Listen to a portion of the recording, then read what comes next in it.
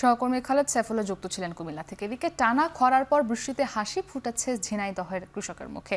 লাঙ্গল জোয়াল নিয়ে ক্ষেত প্রস্তুতির কাজ করছেন চাষিরা। আমন ও পাট উৎপাদনে কমবে খরচ, এতে খুশি চাষিরা। এ বিষয়ে আরও জানিয়েছেন আব্দুর রহমান মিল্টন। দেশের উত্তর পূর্বাঞ্চল যখন ভাসছে বন্যায়, তখন দক্ষিণ পশ্চিমাঞ্চলের অনেক জেলায় কিন্তু অনাবৃষ্টি আর খরার মুখে রয়েছে। ২-৩ মাসের বেশি সময় ধরে কিন্তু এই অঞ্চলে তেমন কোনো বৃষ্টিপাতের দেখা নেই। মাঠের পর মাঠ ফেটে চৌচির।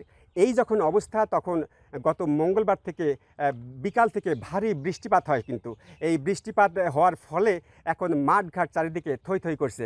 কৃষকের মুখে কিছুটা হাসি ফুটেছে। কৃষকেরা বলছে যে গত ২ মাস আগে যে আউশ আবাদ তারা করেছিল, সেই আবাদে কিন্তু সেচ খরচ ব্যাপকভাবে দিতে হয়েছে। বিশেষ করে এই সেচ খরচ প্রতি মাসে অন্তত ৩ বার সেচ খরচ লাগে, প্রত্যেকবার ১,০০০ টাকা করে, অর্থাৎ ১ বিঘা জমিতে এই সেচ খরচটা হয়।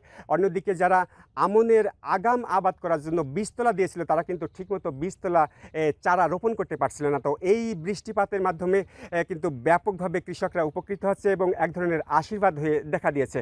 গত ২-২.৫ মাসের মধ্যে তাদের যে ধান চাষ করতে, পাট চাষ করতে ব্যাপকভাবে উৎপাদন খরচ বেড়ে যাচ্ছিল সেচ খরচের জন্য, তার থেকে কিন্তু এবার রক্ষা পেয়েছে।